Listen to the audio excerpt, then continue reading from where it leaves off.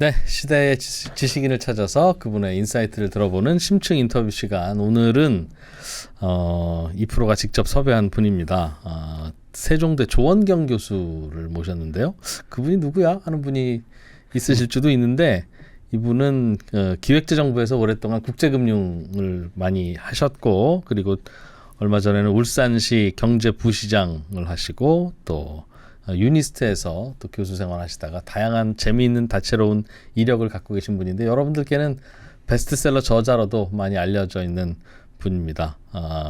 요즘 그 글로벌 경제가 국가 자본주의가 중심으로 또 돌아가고 있어서 어떤 분에게 여쭤보면 좀 이와 관련한 통찰을 얻을 수 있을까 고민하다가 모셨습니다. 세종대 교수님으로 이번에는 소개를 해드려야 되겠네요. 조원경 교수님, 어서 오십시오. 안녕하세요. 네. 저는 세종대 경제학과 교수로 있고요. 네. 이번에 이제 지금 아까 국가 자본주의 얘기하셨는데, 부자는 자본주의를 어떻게 읽는가 하는 책을 냈습니다. 최근에. 예. 저는 아직 녹화하는 이 시점에는 책이 안 나와서 PDF 파일로만 받아봤는데 재밌더군요. 네, 감사합니다. 그럼 무슨 제주를 이럴 거면 공무원을 하지 마시지. 공무원이 책도 잘 쓰면 이상하잖아요. 아니요, 근데 저는 이제 네. 책 써는 게 되게 편한 게, 제가 과거에 그 장관님들 스피치를 되게 독특하게 쓰는 사람으로 좀 유명했어요. 예, 그러다 그 일을 좀 보니까 하셨구나. 글 쓰는 거. 그러다 보니까 이제 제가 국제 경제를 주로 하다 보니까 국제기구도 갔었잖아요. 거기서 심심하니까 나도 한번 책 써볼까? 그렇게 하다가 이제 지금까지 왔습니다. 뭘 한두 권 쓰신 것도 아니고 쓸 때마다 베스트셀러여서 부럽습니다. 오늘 모신 이유는 안 그래도 최근의 글로벌 경제가 지난 100년하고 좀 다른 판세로 돌아가는 것 같아요. 그 이전에는 기업이 중심이고 국가는 그냥 심판이나 보고 별일 없이 돌아가도록이나 하고 뭐 계획을 세우면 아주 뭐 장기 계획을 세우고 그런 정도였는데, 특히 선진국 경제는 그렇죠. 이제 우리나라 같은 독특한 개발도상국이나 이제 국가 위주, 정부 위주였지. 네, 그렇죠. 근데 요즘은 제가 표현하잖아요.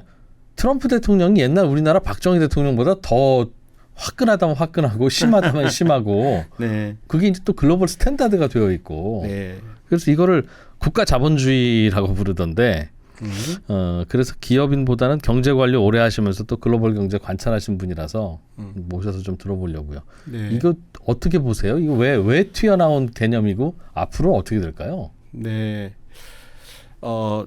굉장히 중요한 이슈고요. 또 우리나라의 어떤 생존 전략하고도 밀접한 관련이 있다고 생각됩니다.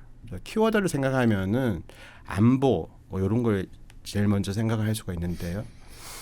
이제 그 전에는 우리가 아담 스미스나 리카르도 이렇게 생각하면은 자유무역이었잖아요. 거기에서 뭐 절대 그 우위냐 비교 우위나 이런 부분은 있지만, 국가가 그 심판도 아니고 국가는 개입하지 말라는 쪽의 입장이고, 심판자의 입장은 우리 아담 스미스 같은 경우에는 우리 마음이잖아요. 양심. 그러니까 시장을 중시하니까는. 그렇죠. 그런 세월이 이제 탄생해서 WTO라는 게 있었잖아요. WTO 체제에 중국이 가입하면서 사실은 이제 중국이 보조금 궤도국지이니까 보조금도 많이 쓸 수 있고.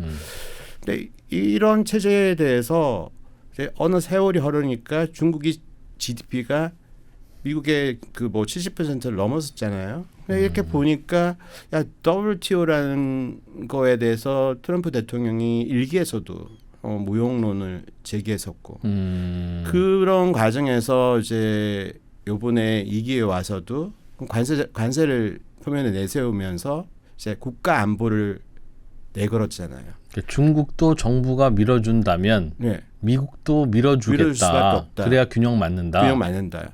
그 말 자체는 뭔가 하면은 그전에는 자유무역이라는 효율만 중시하던 시절에서 이제는 국가가 나서서 그 기술하고 표준을 누가 선점하느냐는 것이 굉장히 중요하고 그 기술과 표준을 선점하는 과정에서 국가의 전략적 자산이라는 부분이 굉장히 중시되었습니다. 제가 그거를 이제 경제적 민족주의라고 생각하는데요.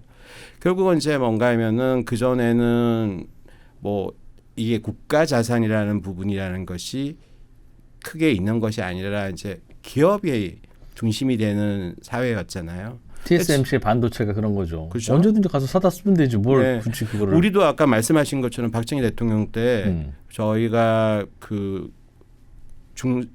과거 뭐 중상주의처럼 이제 보호무역주의 같은 것들을 유치산업 보호론 이런 걸 가지고 했었고 네. 그 과정에서 우리가 발달했고 그리고 난 다음에 저희는 또 WTO에서 중국이 발전하면서 저희가 성장을 한 거지 않습니까? 거기까지는 저희한테는 좋지만 지금은 이제 뭔가 하면은 미중 패권 전쟁이 지금 갈수록 심화되고 있잖아요. 이 상황에서는 또 국가 안보라는 것이 중요하고 국가 자산이라는 그 안보 자산이라는 그게 너무나도 중요해지고요. 중요해졌다. 그러다 보니까 이제 시장은 어느 정도 자유롭지만 핵심은 이 국산이라는 그 민족주의가 그 상품에 그 투영이 되는 거죠.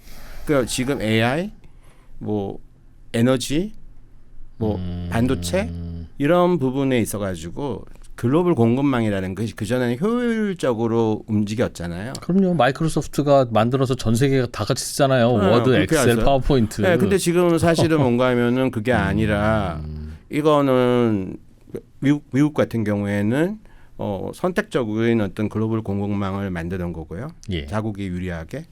중국 같은 경우는 그게 아니라 이제 도태시키니까 어떤 부분에 있어 가지고는 기술 자립주의 같은 것들을 해야 되는 거고 사실 전기차라든지 이런 거는 하버드 비즈니스 리뷰를 보더라도 중국이 어떻게 해가지고 전기차에서 이렇게 LFP 배터리를 가지고 승리를 하게 되었느냐 이런 게 잘 나오잖아요.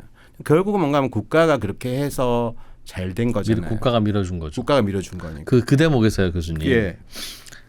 국가가 밀어주면 처음에는 좋죠. 네. 뭐 자전거도 양쪽에 그 바퀴 보조 바퀴 달고 다니면 안 넘어지잖아요. 네. 좋죠 처음에는. 그래서 우리나라도 유치산업 보호했고 네. 미국도 초창기에는 그랬다고 하고 영국이랑 싸울 때는. 네. 근데 그게 계속 좋은 게 아니다. 어느 순간에는 자율적으로 창의적으로 뭔가를 하도록 둬야지 계속 국가가 간섭하고 공무원이 지시하고 하는 건 중진국까지는 괜찮을 수 있는데 네. 그 이후에는 그렇게 하면 오히려 애가 더 못 커. 라고 하는 게 그동안의 우리의 생각이었고 이론이어서 중국 니네는 유치 산업 필요하니까 뭐 그렇게 당분간은 하지만 나중에 어느 수준 넘어가면 어차피 니들도 손 떼야 될걸? 우리는 이미 손 뗐어. 그래서 정부가 자유무역하고 그렇게 하면서 더 창의적이 된 거야 라는 게 10년이 뭐예요? 5년 전까지만 해도 우리가 알고 있었던 이론이었는데 네. 그 이론이 틀린 거예요, 그럼? 즉 정부는 끝까지 계속 중국처럼 선진국이 되고 세계 1등이 돼도 정부가 다 일일이 보호하고 계획하고 하는 게 진짜 더 효율적이라는 걸 뒤늦게 깨달은 걸까요? 그거나 저는 그렇게 생각하지 않고요. 시장은 자유롭다라는 원칙은 기본적으로 핵심 자산이 아닌 경우에는 적용된다고 생각합니다. 근데 이제 사실은 지금 WTO라는 체제에 대해서 이제 미국에서 강한 거부 반응이 있잖아요. 그러면 이제 그것이 아니라 이제 그러면 중상주의 정책으로 가는 건가? 사실은 또 그런 부분도 아닌 게 어떤 기술이라든지 이거를 내가 절대 그 우리 그 영화 보면은 그 절대 반지 나오는 영화 있잖아요. 그 뭐죠? 반지의 제왕. 반지의 제왕. 그럼 지금 반지의 제왕이 누구냐는 것이 굉장히 중요하고 그것을 믿는 사람들이 있는 거예요. 그 사람들이 지배하는 게 결국은 뭔가 하면은 트럼프 대통령이 그런 사람인 거고 그다음에 시진핑이 그런 사람인 거고요. 그다음에 푸틴이 그런 사람인 거고 그렇잖아요. 예. 그 결국은 이제 거기에서 지금 에너지도 결국은 중요한 것이 AI 지금 디지털 자본주의로 가고 있잖아요. 우리가 디지털 자본주의로 가면서 중요해지는 게 뭔가 하면은 통화도 중요하고 기술도 중요하잖아요. 그럼 통화 같은 경우도 보면은 지금 스테이블 코인 같은 것들이 민간에서 쓰는 것인데 나오잖아요. 그리고 또 한편으로 보면은 아까 유치산업 보호론을 얘기했는데 사실 유치산업 보호도 아닌데 인텔 같은 것들을 국가가 개입해가지고 개입해서 다시 살리려고 하잖아요. 인공호흡하고 있잖아요. 하잖아요, 그죠? 네. 그리고 이제 근데 또 보면은 전략적으로 또 써놓은 걸 보면은 미국에서 그 엔비디아가 지금 만드는 그 H20이든 H100이든 뭐 이런 것들을 또 허용해 주잖아요. 야, 너는 이 정도까지는 너 내 걸 따라와. 뭐 내 체제에 있게끔 해줄게. 그래서 미국이 그런 어떤 미중 패권 전쟁이라는 것이 꼭 무역이라는 부분에서 일어나는 것이 아니라 이건 뭔가 하면은 핵심은 전략 산업이라는 것을 키우는 거고요. 그리고 미국이라는 데가 그동안에 이제 그 정치가 사실 그 경제에 굉장히 많이 개입되었다는 거죠. 그러니까 미국이라는 나라가 결국은 뭔가 하면 일자리라든지 뭐 중상층이 붕괴했다든지 이런 부분들을 가지고 이거는 왜 그렇게 됐느냐? 결국은 중국 때문에 그렇다. 이런 얘기가 되는 거잖아요. 트럼프의 생각이 그런 쪽인 거는 이제 정리해 주셔서 알겠어요. 네. 그리고 공교롭게도 시진핑도 그렇고 푸틴도 그렇고 국가가 적극적으로 개입하고 리딩하고 지킬 건 노골적으로 지키고 뺏어올 건 뺏어오고 그래야 세계 1등 국가 되는 거야. 자유로운 무슨 무역 공정한 거시기가 어딨어? 라는 생각을 묘하게 지금 주요국 지도자들이 하고 있어서 이런 일이 벌어지고 있는 거다는 건 이해가 됐는데 네. 그들의 그 생각이 맞아요? 아니요. 그 부분에서는 저희가 이제 놓치는 부분이 있는데 예. 사실 미국에서 그러면 이게 뭐 절대적으로 그러면 국가 개입하는 건가? 그게 아니라 그러니까 기업 경영하고 국가 경영이 옛날에는 구분이 됐는데 예. 혼재되고 있는 상황입니다. 그때 슬쩍슬쩍 섞이죠. 인텔이 그렇잖아요. 네, 그렇잖아요. 지금 뭔가 하면은 지금 말씀하신 것처럼 빅테크가 가지고 있는 것들은 좋아. 근데 사실은 빅테크가 미국 그 뭐 주식시장에서 보면은 뭐 차지하는 비중이 엄청나지 않습니까? 예. 그리고 뭐 엔비디아가 얼마 전에는 5조 달러까지 갔었고. 근데 이제 이런 거는 그대로 자유무역이 있는 거예요. 근데 국가가 이제 근데 거기에서 기술이라든지 이런 것들이 이걸 또 보면은 중국이 따라오잖아요. 그럼 따라오는데 그거에 대한 기술의 어떤 표준이라든지 이거는 우리가 선점하고 우리가 해야 돼. 이런 부분들이 있는 거죠. 그러니까 표면적으로는 자유무역이 있는 겁니다. 그리고 예. 기업의 창의성이라는 것은요. 여전히 일론 머스크든 지금 다 중요하잖아요. 근데 이제 이것을 키우기 위해선 그대로 옛날에 놔두면 됐는데 야 중국은 너네가 궤도국이라 해가 WTO에서 궤도국 지위로 해가지고 보조금을 막 주잖아요. 근데 미국은 선진국인데 선진국하고 궤도국하고 이게 페어하지가 않잖아요. 게임이. 또 이거는 줘도 보조금을 줘도 상관없는데 여기는 보조금을 주는 것이 문제가 될 수가 있잖아요. WTO 체제가 그거죠. WTO 체제가 그렇죠. WTO 체제가 미국으로 봤을 때는 unfair하다는 거죠. 그러니까 unfair하니까 페어하게 하려니까 뭐 지금 보면서 이제 그 보조금을 주고 각종 보조금을 주는 뭐 것이 정책에 개입하는 게 정책에 하는 거고 결국은 또 이제 뒤에 있는 표를 계산하는 부분들 그런 부분들이 혼재되어 있는 것이지. 그 마음은 알겠는데요, 교수님. 네. 그게 그러니까 정부가 적극 개입하는 게 초기에만 유리하고 중기 이후에는 안 유리해. 그래서 초기인 중국은 니네는 해. WTO 에 가입해서도 인정해 줄게. 근데 니네는 이제 중진국 이상이 되면 자연스럽게 정부의 영역이 알아서 줄어들고 민주화도 되고 그렇게 될 거야. 안 그러면 니네 나라 망한다. 우리 그렇게 알고 있었던 거고 그렇게 돌아갔던 건데 트럼프가 나서서 야 이러면 큰일 나. 저 중국 저 거대 나라대 계속 저렇게 정부가 뒤에서 보조해주고 지원해주고 하는 게 저게 요즘 게임의 법칙으로는 저렇게 하는 게 맞아. 우리도 얼른 저렇게 해야 돼. 안 그러면 큰일 난다. 라고 하는 우리가 간과했던 진리를 트럼프가 찾아낸 건지. 네. 만약 그렇다면 앞으로도 트럼프가 대통령 안 하고 다음 대통령이 미국에서 나오더라도 이게 진짜 나라를 살리는 옳은 방향이면 제2, 제3의 트럼프가 나와서 똑같이 이런 상황 만들 것 같고 네. 반대로 트럼프와 푸틴과 시진핑이 약간 좀 잘못 생각하고 있어서 그렇지 저렇게 국가 위주로 돌아가면 저게 한계가 있지 결국 옛날에 우리가 생각했던 자유무역이 맞아. 시장이 결정하고 이게 둘 중에 하나를 우리가 뭐가 정답인지 찾아내야 앞으로 세상이 어떻게 갈 건지를 우리가 예측하고 있을 텐데 우리는 트럼프가 하는 게 되게 불편하기는 불편해서 아유 저 사람 말 틀릴 거야 아마 왜 그런지는 알겠는데 저거 저러면 안 돼라고는 그냥 감정적으로는 생각하는데 트럼프 말이 맞고 푸틴의 말이 맞고 시진핑의 말이 맞으면 그럼 우리는 다시 생각해야 되잖아요. 만약 네. 그래서 그 답이 뭐냐 그게 궁금한 거예요. 저희 관점에서는 네. 절대적으로 생각하는 부분이 자유무역이 옳다고 얘기를 해야 되는 거고요. 왜냐하면 저희가 이제 자유무역 하에서 FTA나 이런 걸 통해서 성장했는 나라지 않습니까? 그렇죠, 그렇죠. 그렇기 때문에 이제 그게 맞는데 이제 미국이라는 나라에 있을 때는 뭐 지금 제조업을 일으키려고 하고 여러 가지 산업들을 자국의 어떤 일자리를 만들려고 하는 부분이 있잖아요. 그 부분은 사실은 앞에 그 트럼프 1.0에서 또 출발했던 거고, 근데 바이든 대통령이 그것을 부정하지 못했잖아요.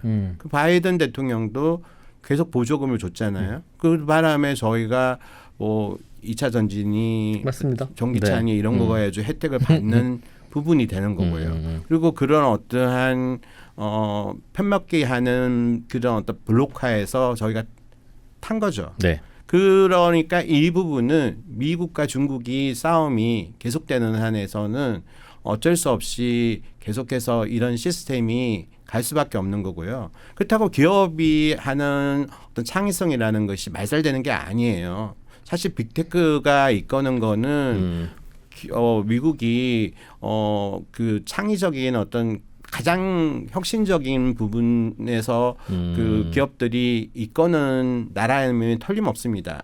그 부분에서는요. 다만 이제 뭔가 하면은 유럽이나 이런 나라들 쪽에서 보면은 미국이 침해한 게 많잖아요. 개인 정보도 침해하고 빅테크들이 뭐 그 뱁스라 해가지고 저세율 국가로 가가지고 뭐 세금 쇼핑하고 쇼핑을 하고 뭐 이런 게 굉장히 많았잖아요. 근데 그런 부분에 대해서 지금 뭔가 하면은 또 트럼프는 메가 법안이라 해가지고 지금 이제 2분기쯤에 시행될 거잖아요. 뭐 그 뷰티풀 아주 뭐 정말 이름 제가 뭐 그 네. OBBBA죠. 맞아요, 오빠. 오빠. 근데 이제 B가 3개입니다. 이제 이거 하는데 이 법에서는 결국 거기 안에 보면 요지에 뭐 지금 그 세금을 감면해 준다든지 뭐 이런 게 나오지만 자국 기업들 도와준다는 얘기가 거기에 턱이 있잖아요. 미국에 투자한 회사들 투자한 도와주고. 회사 있는 거고요. 그리고 또 스테이블 코인인 지니어스 법안이라는 것이 또 일단 발효는 했고 시행은 아직 안 되고 있지만은 올해 할 거고요. 이렇게 본다면은 통화도 마찬가지인 거고, 야 통화도 계속해서 달러가 지배를 해야 돼. 그거 알겠어요. 그러니까 우리가 그거 해야 된다는 거고, 산업이 그 한다는 것을 오빠라는 그 OBBA의 그 법안을 가지고 하다 보니까 결국 뭔가 하면은 지금은 국가 경영과 기업 경영이 굉장히 혼재되어 있는 이상한 시스템에 있지만 미국은 그래도 기업이 혁신적으로 움직이고 거기에 이제 기술 표준이라든지 이런 부분에서 그 선점하기 위해서 야 중국 무섭잖아요.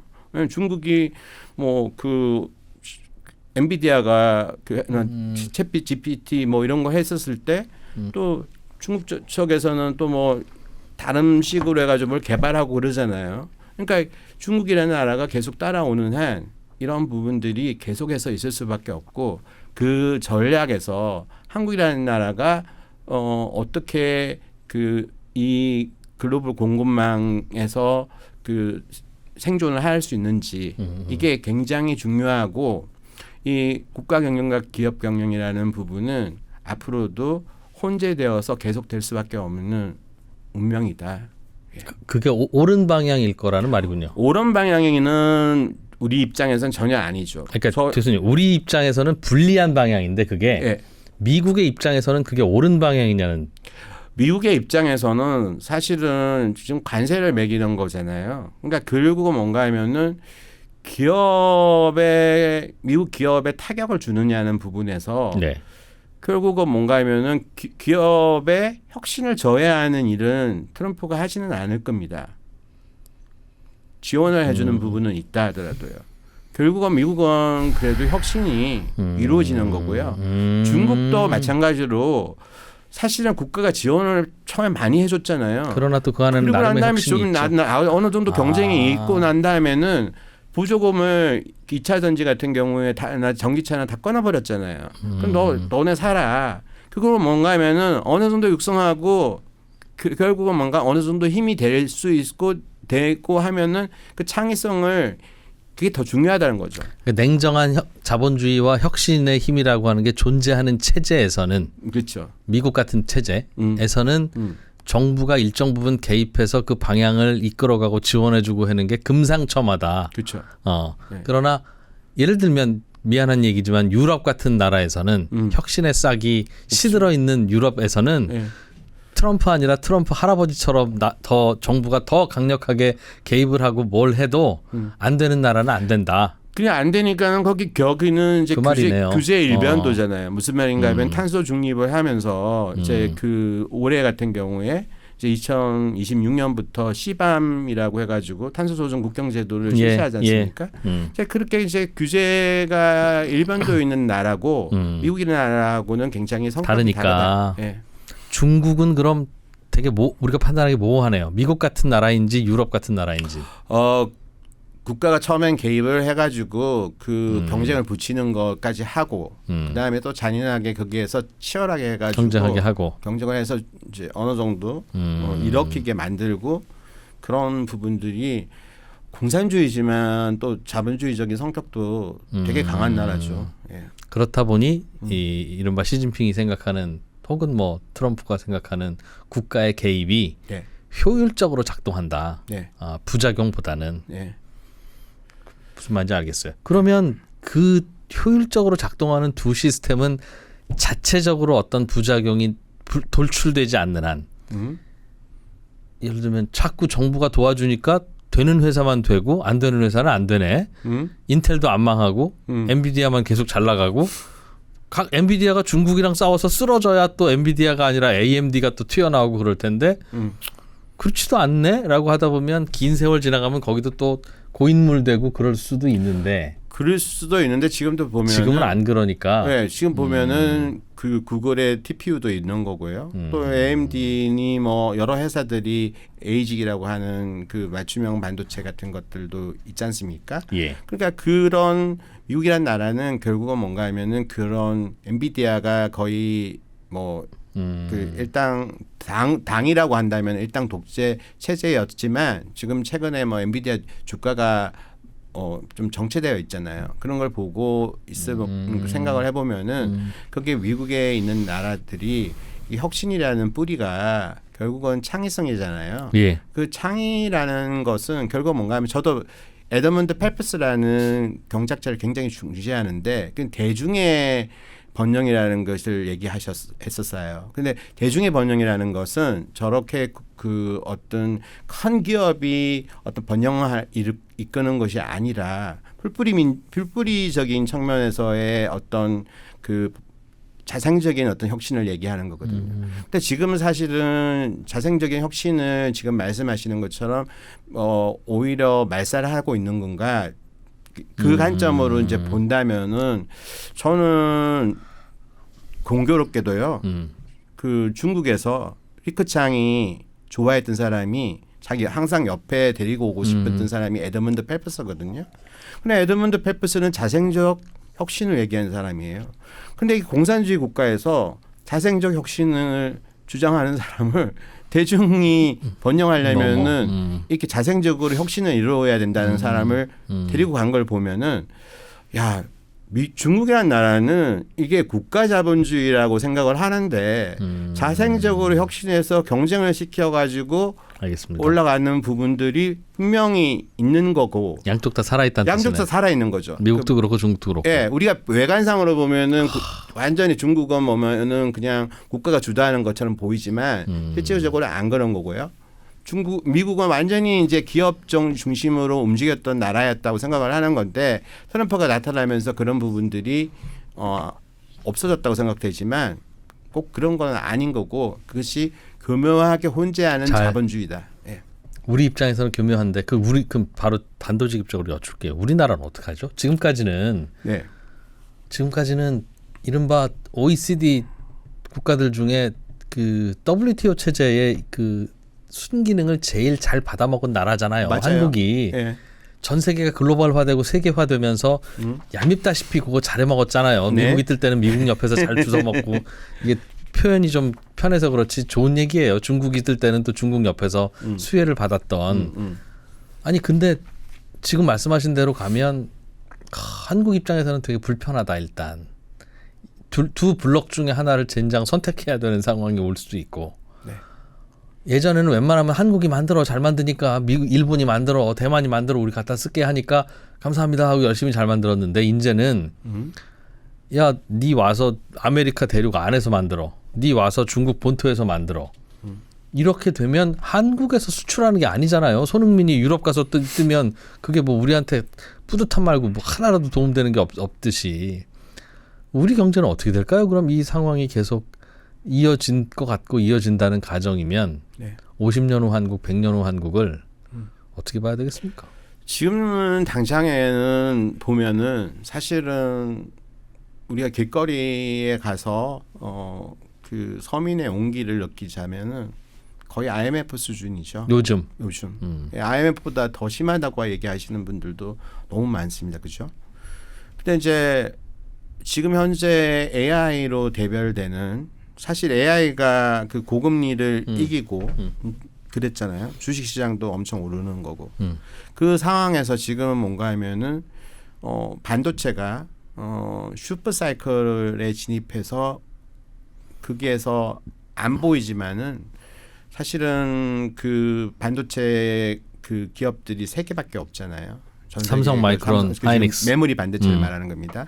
그게 올라타 있기 때문에 그 오히려 수혜를 받는 부분들이 분명히 있다고 생각해요. 거기에서.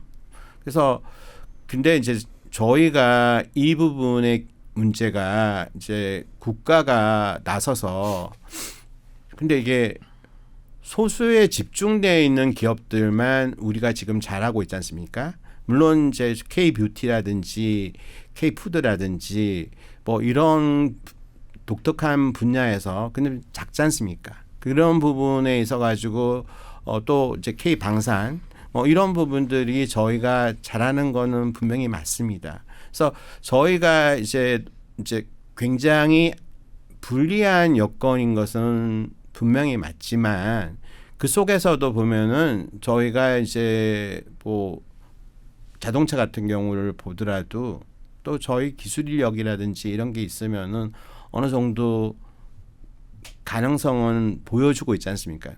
그런데 이제 결국은 뭔가 하면은 국내 산업의 어떤 공동화, 일자리 공동화라든지 국내 산업이 백흠이 생기는 거죠. 저 말이요. 삼성전자 하이닉스는 저도 50년 후에도 주가 좋을 것 같아요. 네. 제 걱정은 그게 아니라 미국, 중국에서 공장 세워서 돈 잘 버는 기업이라면 한반도에서는 어떻게 사냐 우리는 그 걱정이죠. 그 걱정은 정말 저도 뭔가 하면은 내가 당장 뭐 해법이 있느냐 거기에 대해서 이렇게 말씀을 주신다면은 해법이 이제 당장 있는 것은 아니다. 그런데 이제 사실은 낙수 효과라는 부분 같은 것들도 기대하기가 지금 굉장히 힘들잖아요.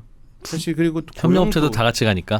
반도체도 마찬가지로 그런데 결국 해법은 우리 관점에서 그냥 저도 이제 생태계 경제라는 부분을 생각해야 될 것 같아요. 제가 생각했을 땐 답을요. 뭔가 하면은 이제 나 혼자 옛날에는 이제 플랫폼 경제가 발달했었잖아요. 그리고 이제 공유 경제라는 게 발달했단 말이에요. 근데 이제 2010년부터는 생태계 경제라는 부분이 발달했다고요. 제 부분이 발달했는데 그게 뭔가 하면은 하나의 어떤 밸류 체인 전체가 있잖아요. 저희가 밸류 체인에서 잘 타서 성공하는 케이스도 있어요. 예를 들면은 뭐 베스타스 같은 풍력 발전소에 저 CS 윈드가 그 타워 1위가 됐잖아요. 그런 것처럼 저희가 그런 밸류 체인들을 국내로 왜냐하면 베스타스 같은 게 제가 울산 광역시에 있으면서 와가지고 여기서 너네 거대한 풍력 발전소를 만들어라. 그래서 저는 이제 그 풍력에 있어가지고 부유식 해상 풍력이라는 거에 굉장히 몰두를 했거든요. 근데 저는 그런 것이 대안일 수 있다고 생각해요. 뭔가 하면은 우리가 우리나라만을 위한 것이 아니라 아시아에 왜냐하면 우리나라만을 위한다면은 이제 풍력이라는 부분이 또 이게 노동 집약적 산업입니다. 왜냐하면은 만들려면은 자동화 안 되니까 워낙 크니까 유지 관리하려면은 굉장히 많은 노력이 필요하거든요. 근데 이 부유식 해상 풍력하면은 뭐 이게 알지만은 이 그 블레이드 하면 엄청 크고 그렇지 않습니까? 땅덩어리도 엄청 넓어야 되는 거고요. 그리고 이거를 아태 지역에 그 글로벌 허브 같은 거를 만드는 거예요. 이런 부분들이요. 예. 그런 부분들을 만들면은 그럼 베스타스가 그런 나라들이 한국에서 이 사업을 하고 싶다고 생각을 했거든요. 그러면은 이제 여기 풍력 만들 때 지금 사실은 저는 이제 국산이 뭐 좋다 이런 거에 대해서 풍력에서 저는 별로 찬성 안 하는 게 우리가 과연 블레이드나 이런 것들을 두산이나 유니선이나 이런 데에서 만들 수 있느냐. 사실 그거 해가지고 고철 덩어리가 될 수도 있어요. 그럼 고철 덩어리라면 메인티넌스 할 게 더 힘들잖아요. 근데 그렇지 않고 이제 그런 산업에서 우리가 키울 수 있는 산업들이 앞으로에서도 굉장히 많다고 생각되거든요. 그런 부분들에 있어가지고요. 예. 그거는 굉장히 유지해야 되는 부분들인 거고요.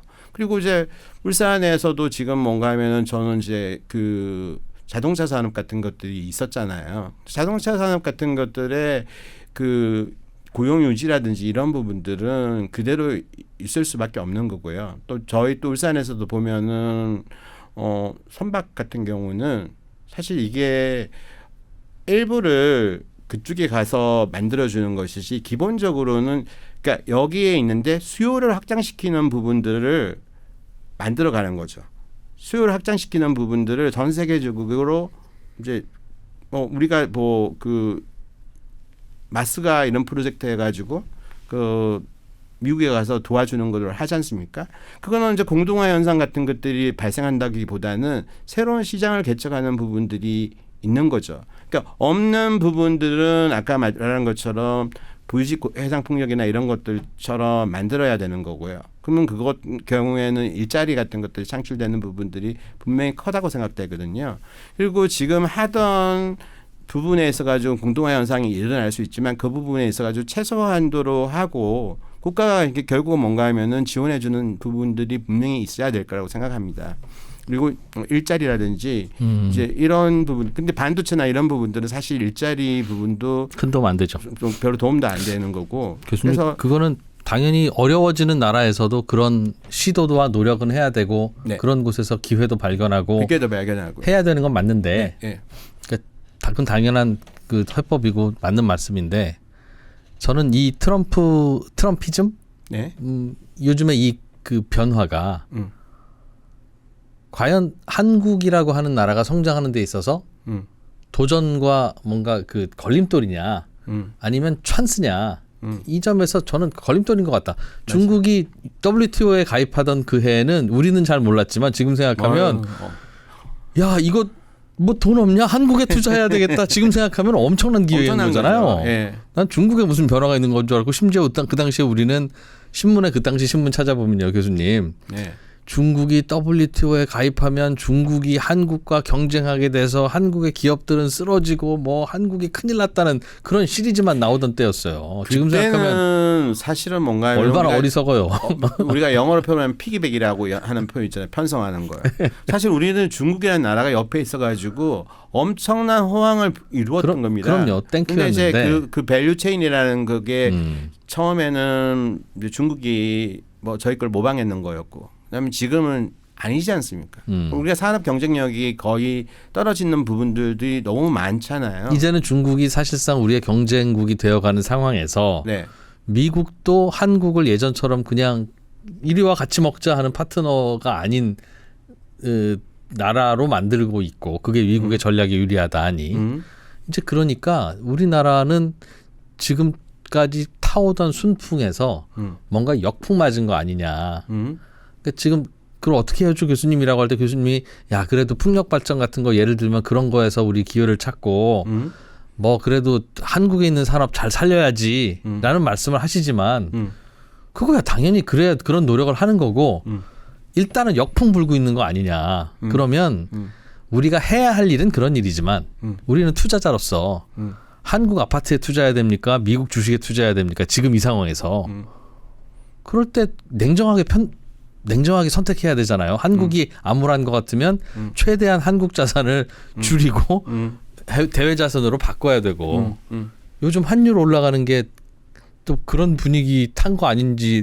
뭐 그런 얘기도 하잖아요. 저는 그런 거 아닙니까라는 저는 얘기예요. 그래야 되나요? 저는 전적으로 동의돼요? 동의하고요. 뭔가 하면은 저희가 사실 이제 그 환율을 얘기할 때 여러 가지 할 수 있지만 뭐 성장률도 얘기할 수도 있고 물가를 얘기할 수도 있고 통화량 얼마나 풀 수 있느냐 뭐 풀었느냐 이런 것도 다 얘기할 수 있잖아요. 한국이 뭐 미국보다 통화량을 많이 풀었다. 그다음에 성장률도 우리가 더 나쁘다. 맞죠? 이자율도 더 낮다. 다 요인도 다 맞아요. 근데 그러면은 또 이제 한편으로는 우리만 그러냐? 중국도 그렇고 일본도 그렇고. 근데 뭐 최근에 와서는 원화가 중국보다 더 위안화보다 더 약세죠. 그런 부분들이 있지만 또 엔화도 그 금리를 인상시키는 부분들이 지금 또 있잖아요. 근데 그런 부분에서 어떻게 작용할지 모르지만은 엔캐리 트레이드나 뭐 이런 것들이 저번에 2024년인가에 있었을 때처럼 그런 것들이 발생할 것 같지는 않고요. 구조적으로 이제 우리가 통화가 약세인 거고 이거는 뭔가 하면은 한국의 어떤 산업에 있어 가지고의 어떤 환율이라는 게 사실 모든 나라의 어떤 경제적 지표인 거잖아요. 근데 뭐 이게 지금 아무리 미국이라는 나라가 돈을 많이 찍어내고 그리고 달러에 대한 불신이 있다 하더라도 그 돈이 몰리는 곳이 미국이잖아요. 근데 이거는 제가 이제 비관적으로 말할 수밖에 없는 부분들은 이게 사실은 우리만 그런 것이 아니잖아요. 그건 그래요. 그러니까 유럽도 마찬가지로고 네, 예. 그런데 거기에서 우리가 좀 더 그래도 그나마 유럽보다 나은 거는 그래서 제조업에 있어 가지고 지금 사실은 뭔가 하면은 저는 철강이나 이런 부분은 거의 지금 제대로 살 곳이 있을까? 그다음 석유화학이나 이런 것이 제대로 살 곳이 있을까? 유럽 산업? 암울하거든요. 그런 부분들은 유럽처럼요. 그리고 또 이게 안 되는 사업일 수밖에 없을 거고. 그러면 결국 뭔가 하면은 우리가 잘할 수 있는 부분들을 선택과 집중에 의해서 고를 수밖에 없는 거고요. 또 미국의 지금 현재 트럼프 시절에서는 미국에 밉보여서 좋을 게 없다고 생각을 합니다. 알겠어요. 그래서 그거는 뭔가 하면 우리가 선택을 할 수밖에 없는 선택을 하는 길이 있는 게 아니라 맞아요. 초이스가 없어요. 거죠. 예, 그렇기 때문에 그건 상수를 보고 이 상수 속에서 우리가 어쩌면은 뭐 해야 되냐? 더 잘할 수 있느냐는 부분으로 갈 수밖에 없는 거고 모든 것이 미국을 위한 미국에 의한 뭐 미국의 뭐 이 자본주의 이런 식으로 돼버렸으니까 그런 부분들에 대해서는 저희가 그 부분에 대해서는 기정사실을 받아들이고 하고 답을 찾아야 된다. 답을 찾아야 된다. 예. 교수님 그러면 교수님은 이게 참 올바른 얘기로 마무리하려고 하는데 참 2%가 짓궂은 질문 자꾸 던지네요. 투자자 2%라면 네. 교수님의 좀 전에 말씀을 새겨서 오케이 나 저기에 동의해라고 하면 미국 자산 바이, 유럽 자산 숏, 그죠?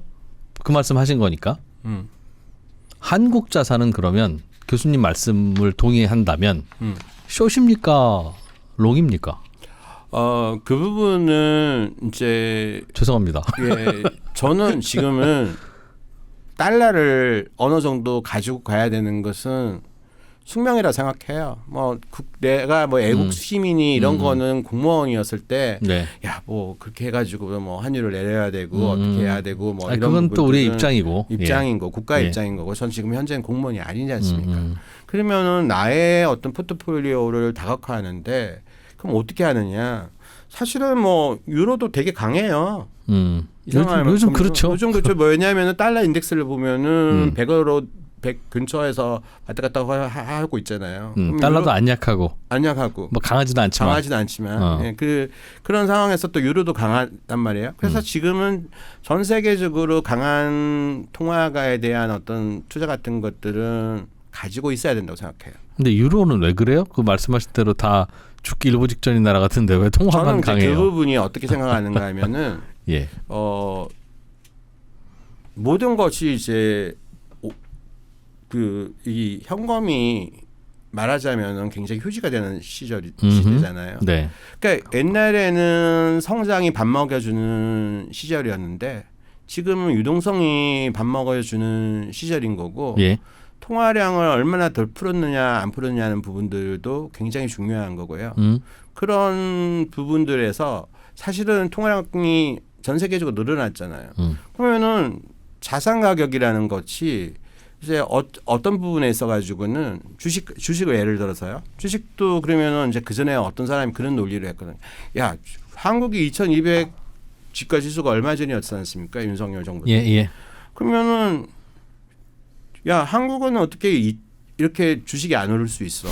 그게 물론 이제 주가 지수라는 부분에서 뭐 그게 시가총액을 따지면은 또 다를 수 있지만 이제 그 부분에서는 뭔가 하면은 주식도 인플레가 돼야 되는 거 아니야.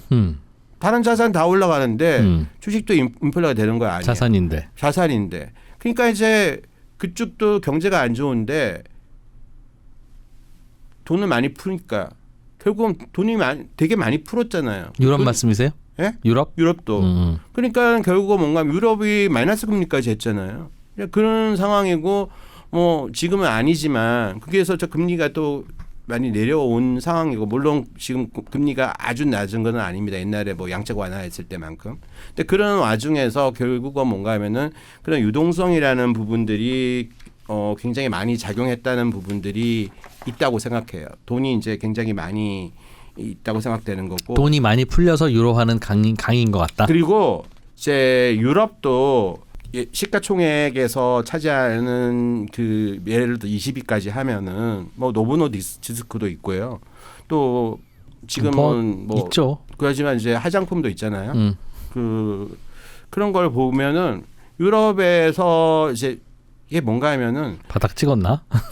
그러니까 이게 뭔가 하면은 결국은 뭔가 하면은 이런 회사들이 노보노디스크는 뭐 덴마크 시가총액보다도 높잖아요. 그건 뭐 옛날부터 있었던 얘기고. 그러면 뭐 우리가 뭐 미국은 부자고 뭐 유럽은 가난하다 이런 얘기 하지만 거기에서도 혁신 기업은 있는 거죠.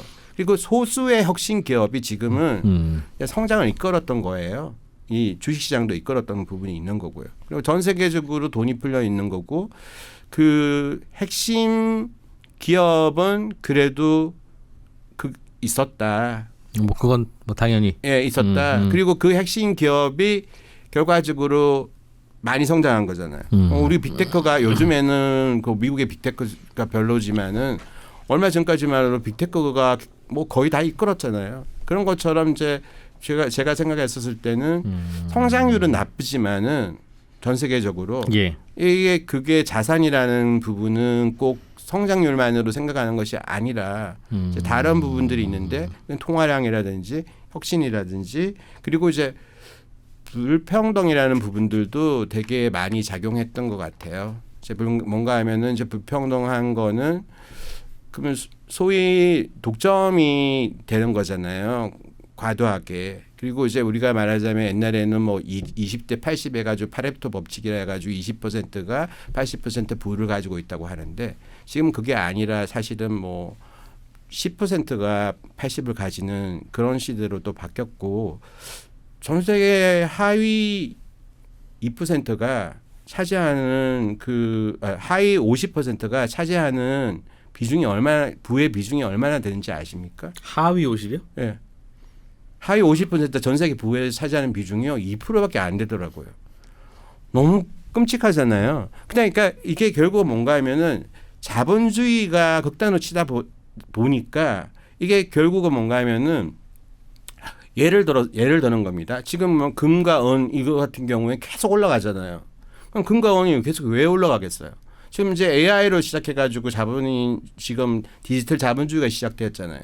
그러면 디지털 자본주의라는 부분이나 유럽에서 생각했던 어떤 그린 그 자본주의든 그런 어떤 디지털 자본주의든 뭐 그런 것이 발달되었을 때 결국은 뭔가 하면은 뭐 에너지라든지 그거와 연결되어 있는 인프라라든지 이런 것들이 다 중요하잖아요.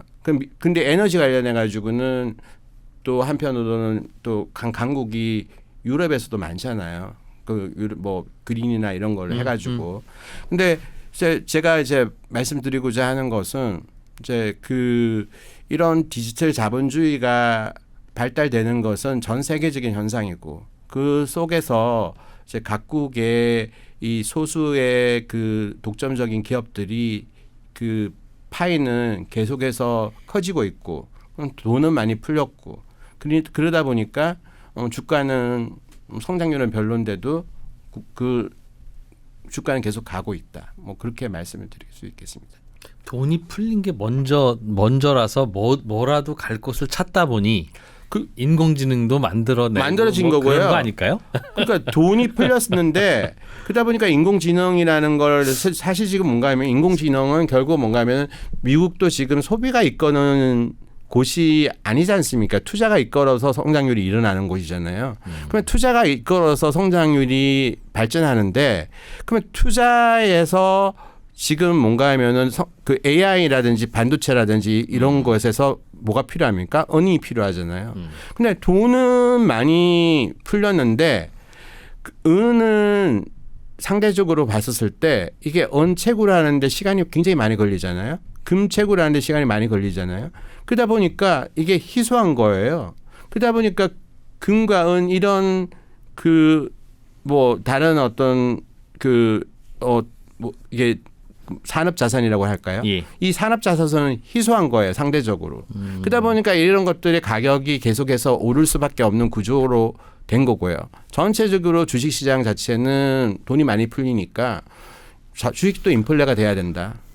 그런 논리가 있어야 되는 거고 또 산업 자산이라는 부분은 지금 금이 계속 오르는 부분들, 은이 계속 오르는 부분들, 희소한 것만 계속 희소한 것들은 계속 오른다는 거죠. 그리고 한국의 반도체 지금 오르잖아요. 왜냐하면 세 군데밖에서 공급을 안 하잖아요. 어떤 게 제일 희소할까요? 금, 반도체, 집, 셋 중에 우리 재테크야 금 사고 집 사고 주식 사고. 그러니까 지금 뭔가면은 정말 잘 말씀드렸는데 뭘까요? 우리가 이제 해석을 하는 데 있어가지고 이제 부자는 자본주의를 어떻게 읽는가라는 부분을 얘기를 하잖아요. 네. 사실 금이 워렌 버핏의 관점에 봐서면은 쓸데없는 자산이잖아요. 네. 뭐 이자를 주는 것도 아닌 거고. 그런데 이건 뭔가 하면은요. 지금 달러가 외환 보유액에서 차지하는 비중은 계속해서 줄고 있습니다. 근데 금이 차지하는 비중은 계속 늘어났잖아요. 한국은행만 얘기 안 하겠습니다. 한국은행 정말 차지하는 비중이 너무 거의 없다시피 하잖아요. 예. 뭐 이런데 금이라는 부분은 누군가의 부채도 아니에요. 그리고 그것을 뭐 약속이잖아요. 사람들이 그냥 암묵적인 약속이잖아요. 이거는 그리고 디폴트 가능성도 없고 그다음에 달러처럼 무슨 공급망에서 배제된다, 결제망에서 배제된다 이런 것도 아닌 거고. 그러니까 이제 금이라는 부분은 내 포트폴리오에서 분명히 가져가야 되는 거고요. 그래서 집이라는 부분은 이것도 마찬가지로 희소성의 원칙에 의해서 움직인다고 생각해요. 그러니까 우리가 강남 부동산이라든지 이런 부분 가지고 뭐 버블이냐 안 버블이냐는 부분은 제가 논할 뭐 문제는 아니라고 생각해요. 그게 뭐 버블일 수도 있고요, 아닐 수도 있는 거고. 그건 왜냐하면은 그것도 렌트잖아요, 일종의. 그게 공급이 한정돼 있는 곳이니까. 그러면 이거를 어떻게 할 것이냐는 부분은 정부의 몫이지만은 그런 부분들에 있어가지고 강남 부동산 저는 가지고 가겠어요. 그리고 이제 금 가지고 가겠어요. 또 뭐라고 하셨죠? 반도체 주식. 반도체 주식은 저는 계속해서 가져가지 않습니다. 왜? 왜냐하면은 이제 반도체 주식이라는 것은 기본적으로 시클리클이잖아요. 근데 시클리클이 이번에는 좀 긴 시클리클이라는 거죠. 사실은 그러니까 이제 뭔가 하면은 이것이 어느 선상에까지 가지고 가느냐는 부분이잖아요. 근데 이게 항상 시클리클이 자산을 가지고 있다면은 이것은 그 수익이 고점을 찍었을 때보다 훨씬 더 앞에서 멈추잖아요. 이게 그 주가의 정점이. 그러면 지금 저 같은 경우라면은 조금은 더 먹을 수 있다고 생각해요. 이 부분에 대해서. 근데 뭐 삼성전자 지금 20만 원 얘기도 나오지 않습니까? 그러면 이제 뭐 저는 20만 원까지 기다리지 않을 것 같아요. 뭐 그거보다는 좀 더 적게. 이게 왜냐하면 이게 제가 사실 너무 잘못한 게 많아서 주식 투자를 하면서 항상 사람들의 조급정이 이게 돈을 못 먹게 하잖아요. 근데 최근에 한미반도체 주가 움직임을 보면은요 너무나도 이상해요. 왜? 왜냐하면 생각해 보세요. 뭐 15만 얼마를 갔다가 다시 11만 원으로 갔다가 10만 원대 왔다가 다시 23만 원을 갔다가 다시 뭐 10몇만 원을 또 내려왔잖아요. 근데 이거하고 이제 물론 이제 이건 어떻게 해서 움직이는지 잘 모르겠지만 이제 지금은 디램 부분이 쇼티지가 굉장히 많아서 생기는 부분이잖아요. 이제 이 사이클이 그렇게 견고한가에 대해서는 금이나 강남 아파트만큼 계속해서 가져갈 만한 자산은 아니라고 생각합니다. 예. 예, 뭐 이거는 뭐 사견이기도 하고 이제 정답을 맞추냐 안 맞추냐보다는 그렇죠. Y에 대한 설명에서 우리가 얻을 게 있는가를 네. 이제 좀 왜냐하면 듣기 위해서 드리는 질문인데 예. 금도 비트코인이라고 하는 경쟁자가 생겼고 반도체는 사이클이라고 하는 도전이 있다 하셨으니 강남도 뭐 강남집도 거기가 늘 제일 살기 좋은 곳이 물론 살기 좋은 집의 집값은 오르겠지만 거기가 제일 늘 앞으로도 살기 좋을까요? 그건 아니요. 그러니까 잘 예를 모를 것 들어서 같은데요? 뭐 지금 풍수지리설에서 어떤 분이 나와서 하시는 분도 강남에서도 야, 잠실로 축이 바뀐다. 수소로 축이 바뀐다. 뭐 이런 얘기 하시는 분들이 있잖아요. 저는 집이라는 것은 아까도 말했지만 우리가 가격이 올라가는 것도 중요하지만은 우리가 이제 편안하고 안락한 것을 중시하는 사람들은 사실은 이제 부동산이 새로 사가지고 수익률을 내기는 굉장히 힘든 거라고 생각해요. 왜냐하면 자기 거 팔고 할 때 거래가 비용이 너무 많이 들잖아요. 비용 자체가. 그런데 이제 뭐 이거 팔고 더 올라가는 똘똘한 한 채 정책 때문에 계속해서 올라가는 거잖아요. 근데 그 부분의 정책은 저는 솔직히 말해서 정부 잘못했다고 생각하거든요.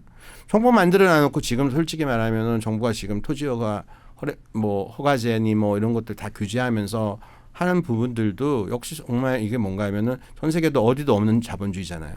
BTI나 LTV나 뭐 이런 것들 자체가 그런 식으로 수요를 억제해가지고 하는 부분들은 문제가 있다고 생각되거든요. 그러니까 정부 정책에서는 분명히 문제가 있는데 왜냐하면은 부동산이 오르는 것이 사회 경제적으로 불평등을 엄청나게 심하게 만들고 근데 그 전에 저는 똘똘한 한 채라는 정책을 폐지해야지 강남 아파트가 잡힌다고 생각해요. 왜냐하면 정부가 자꾸 그런 식으로 몰고 가면서 왜 강남 아파트를 동의해요. 예, 얘기하느냐는 뭐 거죠. 앞으로도 오래 얘기했는데 예. 오늘은 그건 맞는 말씀이고 그러니까 그냥 장난스럽게 던진 질문인데 진지하게 답변해 주셔서 계속 이어가면 집이냐 금이냐 반도체 주식이냐 물론 셋 다 고르고 잡아놓으면 되지 뭘 그렇게 물어 담아놓으면 되지라고 할 수 있으나 네.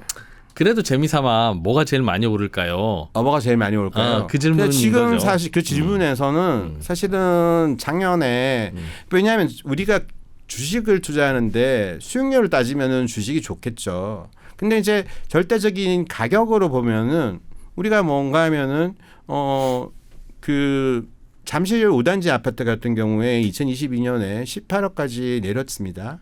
그러다 다시 40억이 넘었잖아요. 네. 그러면 이게 절대 금액으로는 수익률도 2배 이상 됐지만 절대 금액이 이게 굉장히 이거 플럭추에이션이 그 심한 자산이잖아요. 예, 예. 이 자체가. 근데 금은 아까 말씀하셨듯이 이게 뭔가 하면 세계적으로 통용이 되는 거고, 그 다음에 우리나라 같은 경우는 김치 프리미엄 같은 것도 있는 거고. 지금도 있대요. 예, 계속 있잖아요. 우리는 그러니까 금에 대한 투자는 중앙은행이 왜냐하면 중앙은행이 계속 사잖아요.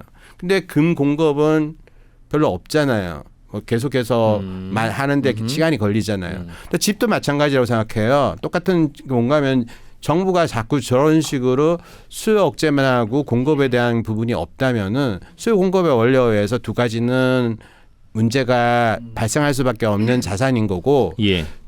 반도체는 이 부분이 지금 현재는 계속해서 그 AI HBM 같은 경우는 그런 거고 반도체 뭐 쇼티지가 있어서 생기는 문제지만 이게 영원하다고 생각하지는 않거든요. 언젠가는 꺾일 수밖에 없는 거고. 그래서 가장 셋 중에는 제일 불안한 자산일 수도 있는 것 같다. 예.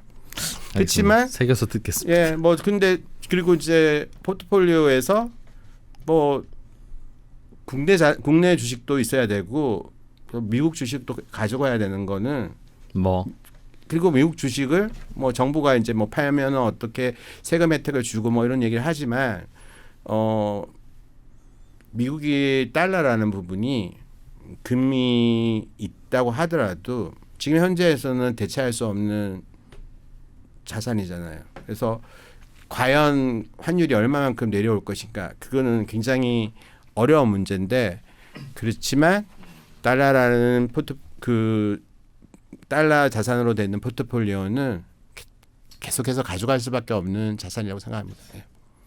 오늘 뭐 재테크 관련 질문도 드렸습니다만 그런 결론을 낼 수밖에 없는 이유는 이 세상의 자본주의라고 하는 게 돈을 계속 풀어대면서 위기를 극복하는 맞습니다. 이제 그런 언젠가부터 이제 그런 습관 그런 특징이라면 특징을 갖게 되고 있는 상황에서 그 강도가 더 약해지는 것도 아니고 심지어는 더 많이 풀리고 있으니 자산이라고 하는 희소성 있고 중요한 귀한 것들은 당연히 오르겠죠. 맞죠. 그래서 금도 오르고 집도 오르고 뭐 주식도 오르는 거라면 근데 이제 오늘 이제 저희가 모신 계기가 부자는 자본주의를 어떻게 읽는가라는 책이라서 드리는 질문인데 자본주의가 이렇게 뭔가 부채를 중심으로 성장하고 위기가 있을 때마다 돈을 더 풀어서 위기를 넘기고 하는 게 어찌 보면 큰 충격 없이 가고 있는 것 같긴 하지만 네. 이렇게 계속 가는 게 괜찮아요? 라는 질문. 즉 앞으로 100년도 이렇게 계속 지금처럼 인류는 묘한 절대 반지를 얻은 거야. 이렇게 계속 갈 거야 라고 한다면 말씀하신 귀한 자산들을 계속 사모으는 게 좋은 재테크이겠고 부자가 되는 방법이겠으나 그걸 여쭙고 싶은 거죠. 이조차도 사이클이 있다. 돈 푸는 거 이제 곧 못할 거다. 뭐 부채에서 우리는 무너질 거다라고 주장하는 분들도 있으니까요. 맞아요. 어느 쪽에 가까우세요?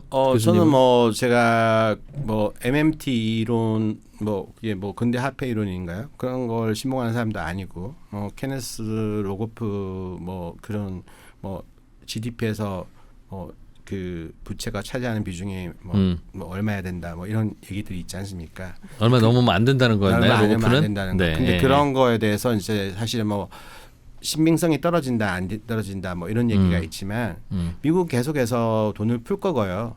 그런 식에서 또 스테이블 코인이라는 부분도 만들었지 않습니까? 이제 그런 부분들을 통해서 미국이라는 어떤 나라가 통합 패권을 계속해서 유지하려고 하고 있고 그런 부분들이 가지만 언젠가는 이제 달러라는 것도 이렇게 뭐 불신이 발생한다면은 그리고 지금은 선조국에서 이제 지금 국방비보다도 이제 이자가 더 많잖아요. 그런 상황 자체가 빚을 내서 하는 건데 이게 파산을 하지 않는 거지만 이것 자체가 굉장히 위험 신호라는 것은 분명히 맞고요. 이런 부분들이 결국은 이제 예를 들어서 스테이블 코인이나 뭐 이런 걸로 해가지고 한다 하더라도 스테이블 코인이 또 경우에 따라 가지고는 금융위기나 뭐 그런 것을 일으킬 수도 있는 여지도 없지 않아 있다고 생각해요. 그냥 시스템 리스크 같은 것들이 결국은 어떤 부채에 의해서 발생할 수 있는 부분들이 있기 때문에 뭐 덜컹덜컹 하겠죠. 네. 작년만 해도 트럼프가 관세 뭐라고 하니까 주가가 뭐 거의 뭐 3분의 1 수박 나고 그랬잖아요. 그렇죠. 예, 그건 알겠는데 네. 그럼에도 불구하고 계속 이런 거 있지만 계속 이렇게 오르지 않습니까? 그렇게 하는 거는 결국은 뭔가 하면은 달러를 대체할 수 없는 전 세계 그것도 없고 전 세계적으로 계속 돈을 푸니까 네. 이제 전체적으로 누가 재수의 딜레마에 빠진 거죠. 솔직히 말하면. 그렇죠. 달러만 푸는 게 아니니까요. 네, 그러니까 우리가 뭐 통화를 계속해서 하는 건 재수의 딜레마에 빠졌는데 그러면은 여기에 대해서 누군가가 합의를 이루어야지만이 더 이상 우리 돈 풀지 말고 돈 풀지 말고 고통을 감내하더라도 감내하자. 근데 왜냐하면은 이게 결국은 물가 인상이 되고 그다음에 자본주의의 폐해가 계속 일어나는 거잖아요. 뭐 있는 사람은 양극화. 계속해서 돈을 더 벌게 되는 거고 없는 사람은 더 나쁘게 되는 거잖아요. 그 단점도 알겠고 그 지적도 있는 것도 우리는 알고 있는데 음. 교수님은 그럼에도 불구하고 계속 돈을 푸는 세상이 계속 될 걸로 보세요? 아니면 이게 한계가 와서 조만간 우리 현생에서 교수님과 제가 세상을 떠기 전에 이 20세기와 21세기에 걸쳐서 인류가 한번 실험했던 이 유동성의 마법은 그냥 튤립 투기 같은 거였구나. 가 될까요? 저는 제 생각에는 언젠가는 그 언젠가라는 게 우리 생애는 아닌 것 같아요. 어떡하냐. 왜냐하면 이게 뭔가 너무 하면은 달콤해? 바이시클을 지금 탔어요. 그러니까 우리가 보면은 옛날에 바이시클 시어리라는 게 계속 달려야지만이 멈추지 않고 무너지지 않잖아요. 근데 바이시클을 계속 돌리고 있는데 이게 결국은 뭔가 하면 돈 풀어서 계속 움직이는 경제란 말이에요. 근데 이게 경제가 결국 뭔가 하면은 지금 AI로 인해 가지고 이제 사람들이 얼마만큼 더 가난해지는 사람들이 있고 더 부자가 되는 사람들이 있고 그렇겠죠. 그런 부분들이 생길 수 있잖아요. 그래서 체제가 전복될 만큼의 어떤 문제가 생기지 않는다면은 계속해서 그런 식으로 야, 돈 나눠줄게, 오케이. 돈 나눠줄게 이런 식으로 계속해서 너는 그렇게 하면서 이제 돈 나눠주면서 체제는 유지하고 그리고 부자는 더 부자가 되는.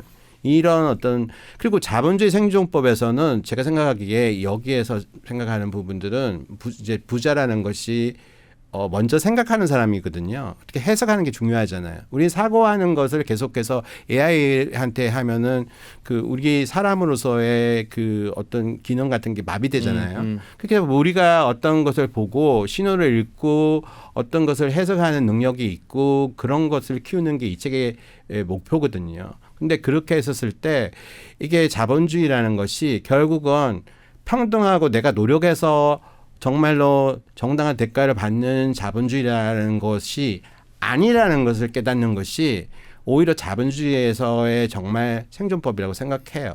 네. 그래서 자본주의는 unfair하다. 그리고 그 unfair한 거는 당분간 더욱더 갈 것이다. 그렇기 때문에 그 언페어에 대해서 언페어함을 당한 사람들이 네. 도저히 참지 못하고 폭발하는 그 시점까지. 그 그게 이제 폭발과 저항의 조짐은 잘 관찰해야 되겠네요. 그렇죠. 왜냐하면 지금 사실은 지금 없는 사람들은 굉장히 힘들잖아요. 근데요, 네. 그 조짐이라는 게 어제까지 괜찮다가 오늘 갑자기 이거 못 참겠다고 뛰어나오면 쓰러지는 거. 이란이 요즘 그렇잖아요. 그렇죠. 지금 뭔가 하면 저희도 그 생각해 보면은 왜 글로벌 없어요? 금융위기 이후에 네. 아랍의 봄 이런 거 나왔었잖아요. 네네네. 그리고 1대 99 얘기도 나왔었고. 그러니까 그래서 그게 갑자기 일어날 수 있는 티핑 포인트가 뭔가가 있을 수도 있다고 생각합니다. 근데 그런 일이 벌어져도 음. 결국 그러면 사회가 한번 뒤집어지겠죠. 예를 들면 부자들을 뭐 이렇게 해와서 뭐 세금을 때리든 재산을 몰수하든 나눠 한 후에도 그리고 나서 경제 돌아가려면 또 돈 풀어야 되지 않을까요? 그렇겠죠. 그러니까 이제 뭔가 하면은 뭐 빌 게이츠가 로봇세도 나오고 이런 얘기들 나오는 게 그리고 뭐 기본소득이니 뭐 이런 얘기 나오는 게 결국은 뭔가 하면은 나중에 가면은 진짜 이거 세금을 뭔가 하면은 우리가 자본주의가 얼마나 잔인한가 하면은 지금 방산주 많이 올랐잖아요. 사실은 국가가 간섭을 해서 군수 산업을 일으켜가지고 그 자본을 넣은 거예요. 그 자본을 넣어서 국방비를 가지고 어마어마하게 이제 다들 늘렸잖아요. 그러면서 전쟁해가지고 군수물자 팔고 하면서 돈 버는 게 자본주의인데 이게 자본주의가 굉장히 얼굴을 민낯을 보면은 굉장히 잔인하잖아요. 사실 이런 것이 자본주의라는 현실인데 현실을 받아들이는 게 필요하다. 이거는 현실을 인식을 제대로 해야 된다는 거죠. 예. 알겠습니다. 지금 생각해보면 얼마나 웃겨요. 3년 전만 해도 ESG 금융해야 된다고. 요즘 쏙 들어갔죠. 그러니까요. 방산주 오르는 게 어떻게 ESG로 어떻게 해석 설명이 되겠습니까? 그렇습니까? 예. 그거 투자한다는 분들 요즘 다 어떻게 됐는지 모르겠어요. 방산주로 다 넘어가신 것 같죠. 그렇죠. 지금 이 방산주가 저라면은 이제 ESG 주식을 가지고 있으냐, 방산주 주식을 가지고 있어야 할 때는 지금 현재는 방산주 가지고 있는 것이 오히려 속편하다고 생각합니다. 그래서 얼마 전에도 그게 한참 유행일 때 ESG와 관련해서 인터뷰를 저도 이제 많이 하고 끝나고 나서 인터뷰 끝나고 나서 근데 ESG가 좋은 건 참 좋은 건데 그렇죠. 이게 너무 비용이 커요. 돈을 버는 것 같지는 않습니다. 비용이 크죠. 네. 비용이 큰 게 어떻게 이게 프로피터블하죠? 라고 여쭤봤더니 ESG 테마가 존재하는 한 이거는 올라요. 그래서 사실은 그러면서 우리도 뭐 그 지금 신재생 에너지 가지고 얘기를 많이 하지만 네. 재생 에너지 뭐 해가지고 에너지 고속도로도 얘기하잖아요. 근데 사실은 대부분이 우리가 노르웨이도 아니고 수력 발전이 뭐 그런 지형도 아닌데 그 대부분이 국가 보조금을 주고 가지고 움직이는 거잖아요. 네. 과연 우리가 그것에서 경쟁력이 있느냐? 뭐 ESG 이게 중요하지만 그리고 알리백이 중요하고 뭐 이런 건 중요하지만 뭐 CF100이라는 것도 있잖아요. 우리나라에 맞춰서 뭐 SMR도 있고 뭐 요즘에 MMR이라는 것도 있고 여러 가지가 있는데 그런 어떤 에너지에 대해서 너무 일방적으로 정책이 우리는 정권이 바뀔 때마다 왔다 갔다 하는 건 아니라고 생각해요. 그 부분에서 에너지 믹스를 우리나라의 실정에 맞게끔 만들어 가야 되는 거고 저는 아까 뭐 부유식 해상풍력 얘기했지만 그것도 우리나라를 위한 부유식 해상풍력이 아니라 그거를 선도해서 전 세계적으로 공급해 줄 수 있는 팔 수 있는 아시아의 거점인 울산이 아시아의 거점인 부유식 해상풍력의 거점인 도시가 됐으면 좋겠다는 거고요. 저희 때 국제 포럼도 몇 번 열었습니다. 그래서 그런 것이 좀 아쉽다고 생각해요. 그런 부분들이 좀 거창한 산업으로 그다음에 미래 먹거리가 될 수 있다라고 생각했거든요. 예, 뭐 어떤 사람은 그게 공상과학 만화 영화라고 얘기하는 사람도 치부하는 사람도 있지만 저는 그런 사람. 네, 오늘의 주제가 네. 바로 그거였죠. 말씀하신 대로 야 그게 되겠어? 하는 공상과학의 상상력으로 지금 미국을 바꿔보겠다는 게 하는 게 트럼프 대통령이잖아요. 네. 아이폰을 미국에서 만들겠다. 미국인들의 그 손으로. 별로 가능성은 없을 보입니다만. 그러나 이제 그게 메인스트림이 되고 있는 그 이른바 국가자본주의 세상에서 우리는 어떤 것을 고민하고 어떻게 생존하며 또 한국은 어떻게 살아남아야 되는지 딱 부러지는 결론을 내리기는 어렵지만 트럼프는 잘 생각해 봐야 되겠습니다. 뭐 트럼피즘은 영원한 건 아닌 거고요. 트럼프가 뭐 2년 뒤에 그리고 아메리카 퍼스트가 없어지지는 않을 거지만 트럼프 이후에 또 세계는 좀 또 다를 수 있지 않겠습니까? 그리고 이제 또 한편으로는 지금 뭐 트럼프가 있는 관세에 대해서 이제 그 좀 스타일이 달라지는 아메리칸 퍼스트가 될 거다. 그렇죠. 예, 뭐 그런 부분들이 있을 수도 있다고 생각되고 지금 법원에서도 뭐 여러 가지 얘기가 나오는 것들이잖아요. 뭐 가능 정책에 대해서. 그렇지만 아메리카 퍼스트는 계속된다. 네, 그런 책들 그런 이야기를 이번에 부자는 자본주의를 어떻게 읽는가라는 책에 또 담으셨다니까 저희 또 기대를 갖고 좀 읽어볼게요. 고맙습니다. 감사합니다. 네, 세종대학교 조원경 교수였습니다.